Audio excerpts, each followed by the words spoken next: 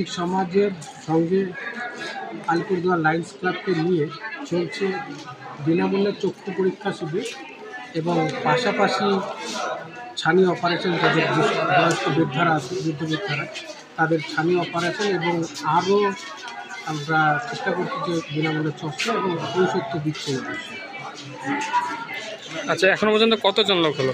এখনো পর্যন্ত 122 জনের নাম নথিভুক্ত হয়েছে, আরও কন্টিনিউয়াস চলছে। শুরু হয়েছিল 11টা থেকে, চলছে কন্টিনিউয়াস। আপনার নাম? আমার নাম অমিত চক্রবর্তী, আমি বৈদিক সমাজ স্বেচ্ছাসেবী সংস্থার সম্পাদক।